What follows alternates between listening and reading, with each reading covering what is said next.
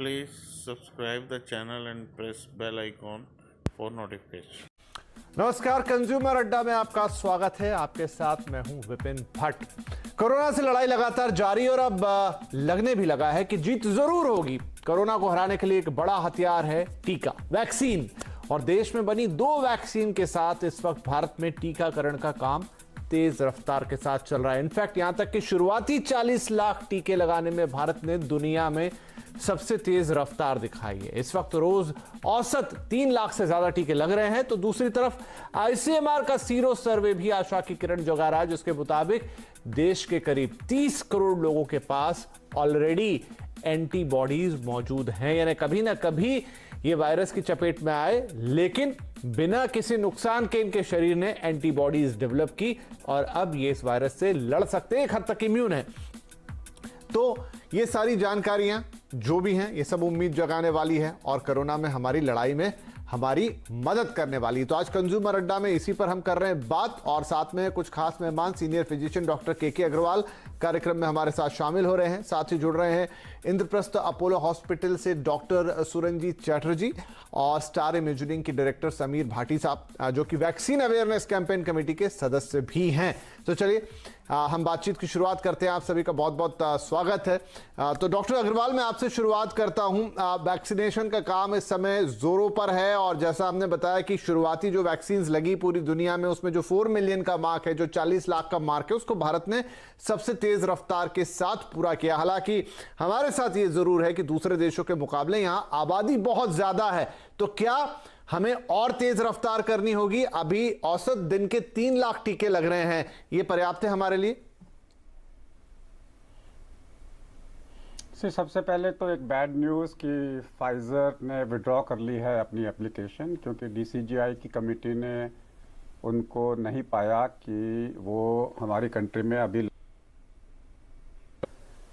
कहीं पर भी गलती हो, हम उसकी बात नहीं कर रहे, चाहे फाइजर की हो चाहे डीसीजीआई ने डिले किया हो। लेकिन फाइजर हमारे भारत में नहीं आएगा। अगर फाइजर आता तो शायद वो कम्युनिटी जो अफोर्ड कर सकती है वो इसको वैक्सीन ले लेते हैं। 20% पॉपुलेशन भारत की अफोर्ड कर सकती है, उनको कोई ना कोई ऑल्टरनेटिव मिलना चाहिए था या मिलना चाहिए। अगर फाइजर नहीं है तो मडोना लेकर आओ, मडोना नहीं है तो आज की डेट में और कोई वैक्सीन नहीं है। That's one thing. दूसरा, सीरो सर्वेलेंस भी अच्छी खबर नहीं है, बिकॉज जिस तरीके से रेट कम हो रहा है, हम सोच रहे थे कि 50% लोगों को इन्फेक्शन हो चुका है, जैसा दिल्ली में हो चुका है 50% को। तो ये 20 से 25% लोगों को जो सीरो सर्वे बता रहा है, ये काफ़ी नंबर कम है, क्योंकि हमें ये भी देखना है कि 75% लोगों को नहीं हुआ। नंबर 3, इस ब्राज़ील की खबर भी अच्छी नहीं है, क्योंकि ब्राज़ील के अंदर में हर्ड इम्यूनिटी के आने के बाद में भी वेव आई है। यानी कि वहाँ पे 72% लोगों को इन्फेक्शन हो गया है, लेकिन उनको वेव चल रही है। नंबर ऑफ केसेस वो 3rd नंबर के अंदर में है। भारत के बाद में ब्राज़ील का नंबर आता है in terms of number of new cases per day. चौथी बैड न्यूज़ ये आ रही है कि अब एक आदमी में, ब्राज़ील में एक ही आदमी में 2 वायरस, 2 डिफरेंट म्यूटेशंस दिखाई दिए। That is also not a good news to which is what it is occurring. So ultimately अगर हमें देखना है तो वैक्सीनेशन हमें ज़्यादा करने होंगे, लेकिन हम आसानी से नहीं ले सकते। अभी कल ही कपल ऑफ डे अभी हमने देखा कि एक जर्नलिस्ट रिपब्लिक टीवी का रिकवर हो रहा था, देन ही succumbed to death. So everywhere the message is going is कि कोरोना को आप ध्यान से लें, इसको इग्नोर ना करें। रिमेंबर, जिसको हो गया, मौत हो गई, उसके लिए 100% मोर्टेलिटी है, हमें नंबर्स पे नहीं जाना। तो आज की डेट में अगर आपको वैक्सीन लिखता है तो लगवाएं, और अगर नहीं मिलता है तो आपको मास्किंग वाला जो वैक्सीन है वो कंटिन्यू करना है। अगर मैं मानूं इस तरीके से कि हम कंपेयर नहीं कर Please subscribe the channel and press bell icon for notification. सकते बाकी कंट्रीज से कि हम तेजाई से चल रहे हैं, और तेजाई से चलना चाहिए। अगर सब लोग कह रहे हैं हमारा, जैसे दिल्ली के अंदर में 50% लोगों को वैक्सीन लगा है, बाकी 50% को नहीं लगा है, तो आप ये भी याद रखिए कि जिन लोगों ने, डॉक्टरों को पता ही नहीं था, अपने नाम एंटर नहीं कराए, उनको वैक्सीन नहीं लगा है, तो उनको लग जाना चाहिए था। आपका ऐप ही रेडी नहीं है, आप वेरीफाई करिए। अगर आपका 40% या 50% या 60% लोगों को वैक्सीन लगा है और 40% टर्न ऑन नहीं आ रहे हैं, तो अगर आपका ऐप रेडी होता तो बाकी 40% को भी वैक्सीन लग जाता। सो आई थिंक मेरे हिसाब से वैक्सीन जितना फास्ट लगना चाहिए उतना देश के लिए अच्छा होगा। जी बिल्कुल, ये भी हम उम्मीद करेंगे कि यहाँ पर भी और तेजी आए। लेकिन डॉक्टर साहब, जैसे आपने कहा, कुछ खबरें सुनाई आपने दुनिया भर की, लेकिन मैं अगर सिर्फ भारत की बात करूं तो अब हमारे जो एक्टिव केसेस हैं वो जो ताज़ा आंकड़ा है 1.48 लाख रह गए हैं, और इसमें से भी 70% केसेस जो बताए जा रहे हैं वो महाराष्ट्र और केरल के अंदर हैं। तो क्या हम माने कि जो बाकी के राज्य हैं वहां पर सच में स्थिति काफी बेहतर हो चली है? जो भी उसके पीछे रीजन हो, हमारी हर्ड इम्यूनिटी हो या जैसे भी हम समझें उसको। मेरे कहने का मतलब है जी, अगर 25% लोगों को सिर्फ एंटीबॉडी पॉजिटिव आए हैं तो फिर हमें खुश नहीं होना चाहिए कि हमारा नंबर कम हो रहा है। मेरे कहने का मतलब, अगर ये 50% होता we would have been happy. अगर पूरे देश में इन 2 स्टेट्स को छोड़ के अगर नाइव पॉपुलेशन है जहां पे 75% लोगों को इन्फेक्शन नहीं हुआ, तब हम ढील नहीं बरत सकते। जिस तरीके से आप देख रहे हैं बाहर पार्टियां हो रही हैं और लोगों ने मास्क पहनना बंद कर दिया है, I think that's not correct. Because जिस तरीके से नंबर कम हो रहे थे, 25% लोगों को नंबर पॉपुलेशन को इन्फेक्शन हुआ है, 75% लोगों को नहीं हुआ है, और इन्फेक्शन रेट कम हो रहा है, कहीं ना कहीं गड़बड़ी है और we are heading for a problem. ठीक है, मैं डॉक्टर सुरंजीत को लेकर आता हूं चर्चा में। सुरंजीत साहब, जो ये एक व्यू पॉइंट है वो डॉक्टर अग्रवाल साहब का कि ये नंबर कम, वैसे टू बी प्रिसाइज वो 21% ही है, 25% कहीं कहीं बात हो रही है, लेकिन भारत की जो 140 करोड़ की जनसंख्या और उसमें से 30 करोड़ लोगों के लिए माना जा रहा है, ये सीरो सर्वे है, ये भी एक एवरेज है, तो वो 21% के आसपास ही आ रहा है। लेकिन अगर हम दूसरी तरफ देखें कि मास्क ना लगाना तो खैर बिल्कुल खराब है, लेकिन मास्क लगाने के अलावा भी जिस तरह की दिनचर्या शुरू हो गई, मैं मेट्रो शहरों की बात करूं, चाहे दिल्ली है चाहे मुंबई है, लोगों को ट्रैवल करना पड़ रहा है, बहुत क्लोज प्रॉक्सिमिटी में वो रह रहे हैं, लेकिन ऐसा नहीं हो रहा है कि बीमार लोगों की लाइन लग जा रही है। या तो फिर हम करेक्ट नंबर नहीं निकाल पा रहे हैं, ज्यादा लोगों को हो, सीरो सर्वे में उतनी एक्यूरेसी नहीं आई, क्योंकि ये 228 राज्यों के करीब 200 से ज्यादा जिलों में और 400 सैंपल पे किए गए सर्वे हैं। तो जब शायद इतना बड़ा देश है तो ये सैंपल साइज छोटा हो जाता होगा, वॉट एवर इट इज। लेकिन क्या माने इसको कि हमारे देश में स्थिति थोड़ी सामान्य की तरफ है, या अभी भी हमें बहुत ज्यादा ध्यान देने की जरूरत है या डरने की जरूरत है? ये तो नहीं कहूंगा कि हमें डरने की जरूरत है, बट हाँ, हमें केयरफुल जरूर रहना है। क्योंकि अगर हम लोग केयरफुल नहीं रहे तो आप देखा होगा कि जो विदेश, जो हमारे यूरोप में या मतलब यूके में और यूएस में जैसे आप हालत देख रहे हैं, वहां तो इतने प्रोग्रेसिव हेल्थ केयर होने के बाद भी वो बहुत जूझ रहे हैं। पर यही चीज हम लोग हमेशा देख रहे हैं कि इंडिया फॉलो कर रहा है वेस्टर्न कंट्रीज को। तो may be in the next 1 or 2 months हो सकता है एक सर्ज आए।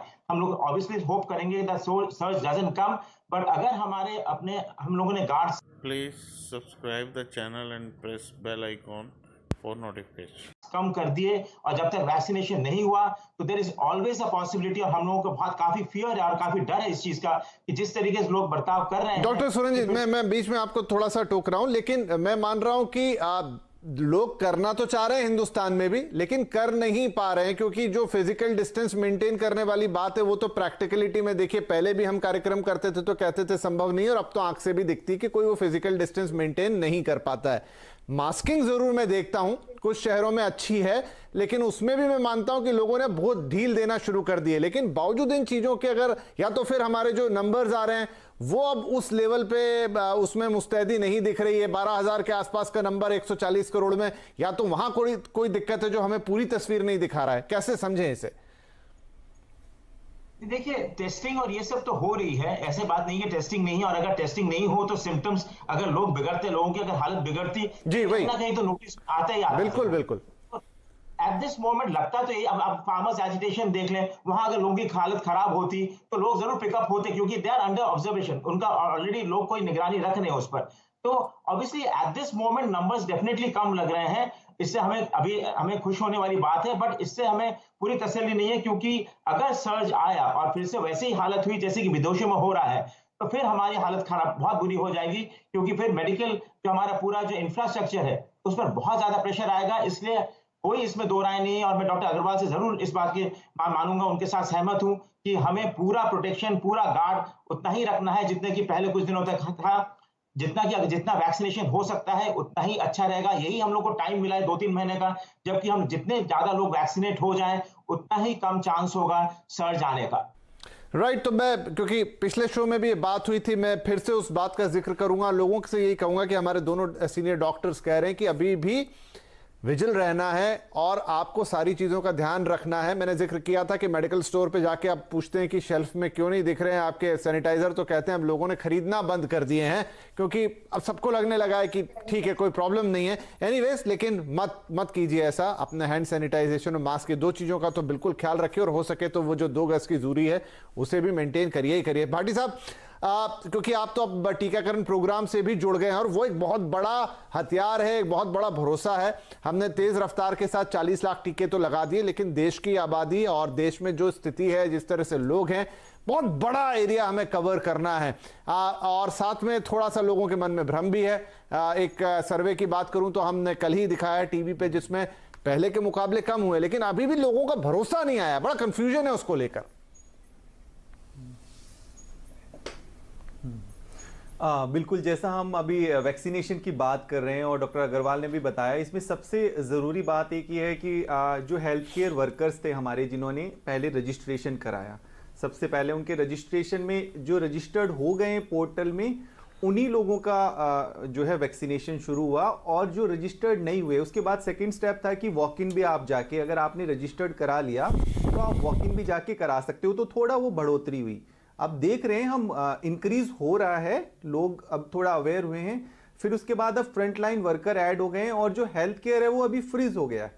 अभी नया हेल्थ केयर वर्कर रजिस्टर्ड नहीं कर सकते, जैसे उन्होंने भी बताया कि कई डॉक्टर्स ने अभी अपना रजिस्ट्रेशन नहीं कराया पोर्टल में, तो वो नए अभी ऐड ऑन नहीं हो रहे, वो एक फ्रीज हो रहा है, पहली बात। दूसरी बात, अभी फ्रंट लाइन वर्कर तो ऐड हो गए हैं, अब उनका भी शुरू हो गया है वैक्सीनेशन।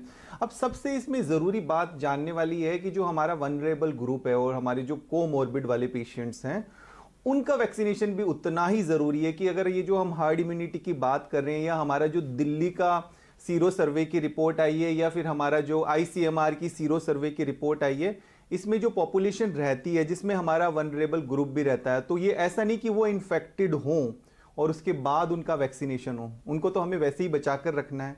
तो ये एक बहुत ही महत्वपूर्ण बात है। हाँ, इस बात से मैं बिल्कुल सहमत हूं कि जिस तरह से हम अभी एक्सपेक्ट कर रहे थे कि 4 और वैक्सीन्स आने वाली है, ताकि इस प्रोसेस को हम और स्पीड अप कर सकें, क्योंकि अभी इस प्रोसेस को हमें स्पीड अप करने की बहुत ज़्यादा ज़रूरत है। जैसा अभी डॉक्टर साहब ने भी बताया कि ठीक है, हमें ये चीज़ नहीं देखनी है कि पॉजिटिविटी रेट कम हुआ है, ट्रांसमिशन कम हुआ है, ये सब चीज़ों पे ध्यान नहीं देना। अभी भी वही वाले बेसिक फॉर्मूला ही काम आएंगे आपको। टेस्टिंग, ट्रैकिंग, ट्रेस और ट्रीट, ये सब फॉर्मूला ही आपके काम आएंगे। जी। तो डॉक्टर अग्रवाल, जो आप कह रहे थे कि अगर फाइजर को भी यहाँ अनुमति मिलती तो थोड़े और लोगों के लिए होता, तो हमें number of different type of vaccine ज्यादा चाहिए, या Please subscribe the channel and press bell icon for notification. अगर हमारे पास 2 ही हैं तो हमको उनका मास ज्यादा चाहिए? देखिए, रिमेंबर 20% पॉपुलेशन अफोर्ड कर सकती है। उनको अगर आप मार्केट को, इंटरनेशनल को ओपन नहीं करोगे तो नंबर कैसे बढ़ेगा? जिस स्पीड से हम जा रहे हैं, अगर हमें 40% लोगों को इंजेक्शन लगाना है तो कितने साल लग जाएंगे उसको लगाने के लिए? तो आज नहीं तो कल, क्या आप शुरू में RT-PCR आपने प्राइवेट सेक्टर के लिए ओपन नहीं किया? सो जितने भी वैक्सीन इंटरनेशनल मार्केट में है, मान लीजिए आप ओपन करिए। अभी क्या लोग दुबई में जाके फाइजर नहीं लगवा रहे, या लोग बहरीन जाके फाइजर नहीं लगवा रहे? सो अगर मैं फाइजर के बारे में बात नहीं कर रहा, मैं कह रहा हूँ कोई भी वैक्सीन अगर इंटरनेशनल मार्केट में आता है और अगर आपको लगता है कि वो भारत में आ सकता है तो देना चाहिए। I don't find any reason. सरकार थोड़ी खरीद रही, हम तो बात ही नहीं कर रहे हैं कि हम कह रहे हैं वो वैक्सीन जो प्राइवेट सेक्टर में लोग लगा सकते हैं, तो उनके लिए सरकार को सोचना चाहिए कि उसको ओपन करे।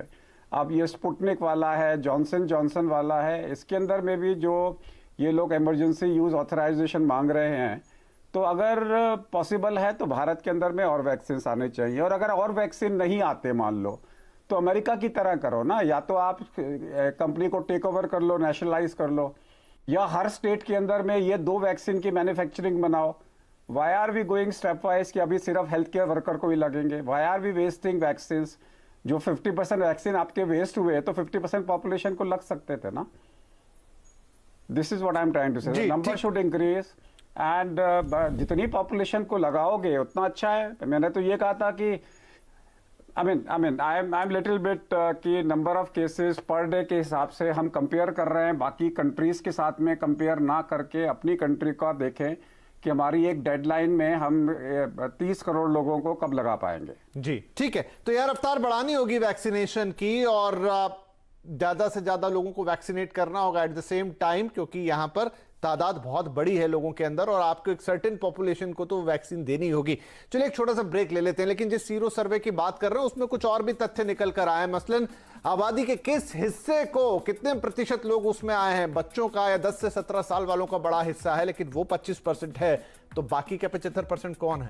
तो एक छोटा सा ब्रेक लेते हैं और इस सर्वे को थोड़ा और एनालाइज करने की कोशिश करेंगे और समझेंगे कि कोविड की सिचुएशन एक्चुअली में खड़ी कहां है। छोटा सा ब्रेक के बाद चर्चा जारी रहेगी।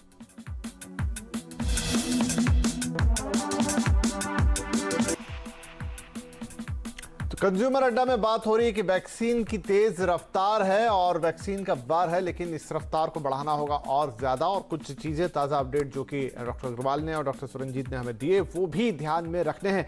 हाँ डॉक्टर सुरंजीत, यहाँ जिस सीरो सर्वे की हम बात कर रहे हैं और ICMR का जो सर्वे, वो ये भी बता रहा है कि जो काफी यंग पॉपुलेशन है, 10 साल से ऊपर, 10 से 17 साल के बीच, उसमें करीब 25% लोगों के अंदर एंटीबॉडीज हो सकती हैं। ये सैंपल साइज है, लेकिन इसका एक मतलब ये भी है कि 75% लोग भी तो बचते हैं। तो उनमें कौन, क्या बड़े बुजुर्ग उनके अंदर हैं? कौन सी आबादी उनके अंदर बहुत ज्यादा है और क्या उस पर ज्यादा खतरा हो सकता है? क्योंकि ये 10 से 17 तो मैं मानता हूं कि काफी यंग आबादी है और उनका इम्यून सिस्टम लड़ने के लिए तैयार होगा। आप इसको ज्यादा बेहतर समझाएंगे। देखिए, जो आपने एकदम सही बोला कि जो यंगर एज ग्रुप है 10 से 17, अगर उनमें इन्फेक्शन होता भी है तो एटलीस्ट एक्यूट इलनेस में तो उनमें कुछ भी प्रॉब्लम नहीं है। कुछ लोगों में जरूर देखा गया कि आफ्टर रिकवरी कुछ लोगों में, कुछ बच्चों में प्रॉब्लम हो रही है, बट उसका परसेंटेज बहुत ही कम है। पर जो मेन एज ग्रुप जो हमारा जो है 50 से ऊपर जो है, वहां जरूर रिस्क है। पर मेरा माने तो इवन 40 to 50 में जो लोगों को परेशानी हुई है, काफी लोगों को 40 to 50 इयर्स में भी परेशानी हुई है, जिनको स्पेशली कोमॉर्बिडिटीज रही है, वो उन्होंने बहुत अच्छा नहीं फेयर किया है इस बीमारी में, क्योंकि उनमें देखा गया कि काफी प्रॉब्लम हुई है। जो ऑब्वियसली 75-80 साल से ऊपर है, जिनको कोमॉर्बिडिटीज थी, उनको तो दिक्कत हुई, पर इवन 40 to 60 इयर्स वाला जो एज ग्रुप है, उसमें भी परफॉर्मेंस अच्छा नहीं रहा है। उसमें बहुत केयरफुल रहना चाहिए। और मेरा तो हमेशा यही ओपिनियन है कि जो 40 to 60 वाला एज ग्रुप है, वो बहुत प्राइम एज ग्रुप है, because people are still young, people एकदम अपने पीक पर है, और वहां अगर कोई तबीयत ज्यादा खराब हो जाती है तो पूरे फैमिली के लिए बहुत बड़ा डिजास्टर माना जाता है। बाठी साहब, क्योंकि आप अवेयरनेस प्रोग्राम से भी जुड़े हो, मैंने पहले भी जिक्र किया कि लोगों में एक तरफ तो ये है कि हमें लड़ाई करनी है, हमें अपने वैक्सीनेशन को प्रोग्राम को तेज करना है, लेकिन दूसरी तरफ बहुत ससेप्टेबिलिटी भी है। लोगों में बहुत सारी भ्रम है, भ्रांतियां हैं कि लगवानी है कि नहीं लगवानी है, लेना है कि नहीं लेना है, ये साइड इफेक्ट ना हो जाए, वो साइड इफेक्ट ना हो जाए। पहले हम चाहेंगे कि please subscribe the channel and press bell icon for notification. Government officials लें या बड़े बड़े नेता लें तब हम लेंगे। तो इस तरह की सोच से, तो आप जब अवेयरनेस प्रोग्राम में काम कर रहे हैं, किस तरीके से इस अवेयरनेस को फैला रहे हैं कि नहीं, अगर आपके लिए वैक्सीन बनी है तो वो सुरक्षित है? जी बिल्कुल। देखिए, सबसे पहले इसमें आपको बता दें कि जिस तरह से ये प्लान प्रोग्राम बना भी था कि पहले हमारे हेल्थ केयर वर्कर्स लगाएंगे, तो हेल्थ केयर वर्कर से जिस तरह से वैक्सीनेशन ड्राइव शुरू हुई और इसको सोशल मीडिया में भी काफ़ी पॉपुलराइज किया जा रहा है कि किस तरह से सभी लोग लगा रहे हैं, इसमें चाहे सभी हमारे जितने भी सीनियर डॉक्टर्स और वो सब लोग लगा रहे हैं। और अब जैसे फ्रंट लाइन का भी शुरू हो गया है, तो फ्रंट लाइन में हमारे पुलिस वाले और भी सभी मिलिट्री वाले और ये सब भी लगवाना शुरू कर दिया है इन्होंने भी। तो इससे भी थोड़ा लोगों के अंदर और कॉन्फिडेंस बढ़ा है। तो ये एक सबसे बड़ा कारण है जिससे उनको जो इस तरह की कुछ informations, misinformations, misleading informations आ रही थी, वो कम हो रही है। हाँ, पूरी तरह से अभी नहीं गई है, तो यही अब थोड़ा थोड़ा और आगे आगे टाइम में हमें लगता है कि ये चीज़ें और भी कम होती रहेगी। जो वैक्सीन लगवाने वालों की परसेंटेज है वो बढ़ जाएगी। और दूसरा, अभी हम वैक्सीनेशन सेंटर्स पे देखें तो जिस तरह का उनको टारगेट दिया गया है कि पर वैक्सीनेशन सेंटर्स में 100 के करीब वैक्सीन लगेगी, तो वो अब लगना शुरू हो गई है। और जैसा अभी हेल्थ केयर का हम अभी बात कर ही रहे हैं कि ये जैसे ही अनफ्रीज हो जाएगा, तो जो हेल्थ केयर में भी हमारे लोग बच गए हैं उनका भी डेटा जिस तरह से पोर्टल पे अपलोड होगा तो ये ड्राइव और भी काफी स्पीड अप हो जाएगी। क्विकली एक लाइन में, हमें अपने आखिरी आदमी को जितना भी वैक्सीनेशन टारगेट है लगाने में अभी कितना और वक्त बाकी है? 5 महीने, 6 महीने, साल भर, कितना वक्त लगेगा अभी की रफ्तार से?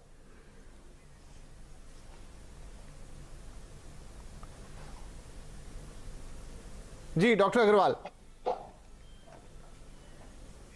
मैं सिर्फ एक ही चीज बोलना चाह रहा हूं कि एक तो जो हेल्थ केयर वर्कर्स हैं, जो वैक्सीनेटर्स हैं, जो वैक्सीन लगा रहे हैं, उनको तो वैक्सीन सबसे पहले लगने चाहिए थे। उनके वैक्सीन, क्योंकि वो अब वैक्सीन दे रहे हैं, उनको अभी तक एंटीबॉडीज नहीं बनी है। सो एक तो ये चीज़ है जो सरकार को देखनी चाहिए या चाहिए थी। और दूसरा है कि जिन हेल्थ केयर वर्कर्स की डेथ हुई है उनकी फैमिली को तो जो आपके वैक्सीन नहीं लग पा रहे हैं वो तो लगा दो उनको। कम से कम 1000 लोग हेल्थ केयर फैमिलीज हैं, उनकी सारी फैमिलीज को इतना तो हम दे सकते हैं। अच्छा सुझाव है डॉक्टर साहब, तो एक लाइन में ये भी बता दीजिए कि कितना वक्त लगेगा अभी सबको लगाने में, कोई अंदाजा? मेरे को नहीं लगता जिस तरीके से स्पीड है, क्योंकि हमारे पास में वैक्सीन ही अवेलेबल नहीं है। आज के डेट में कहाँ है वैक्सीन अवेलेबल? अगर आप इसको प्राइवेट सेक्टर में ओपन अप नहीं करोगे जी तो ठीक है, चलिए क्योंकि मेरा समय समाप्त हो रहा है। 25% लोगों को अगर इन्फेक्शन हुआ है, we are in an issue. ठीक है, चलिए तो यहां पर थोड़ी सी मिक्स अप्रोच है कि अभी शायद वैक्सीनेशन ड्राइव को और तेज करना होगा, कुछ और वैक्सीन का नंबर बढ़ाना होगा। लेकिन सीरो सर्वे एक तरफ यह भी कह रहा है कि 25% लोगों को, आबादी 21 से 25%, लेकिन एक बड़ा हिस्सा के बारे में हमें नहीं पता है तो क्या वो अभी भी एक्सपोज्ड हैं। लेकिन हाँ, दूसरी तरफ देश में एक्टिव केस अब 1.48 लाख रह गए हैं।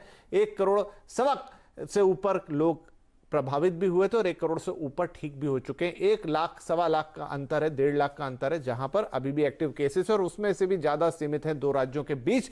लेकिन कोरोना की जंग जारी है। एट लास्ट यही कहेंगे आपसे, वैक्सीनेशन आप तक पहुंचने में शायद थोड़ा वक्त लग जाएगा, लेकिन तब तक हैंड सैनिटाइजेशन और मास्क का साथ, उस वैक्सीन का साथ मत छोड़िएगा। लगातार अपडेट हम आपको रोज देंगे। आप सभी मेहमानों का कार्यक्रम में शामिल होने के लिए शुक्रिया। नमस्कार। Please subscribe the channel and press bell icon for notification.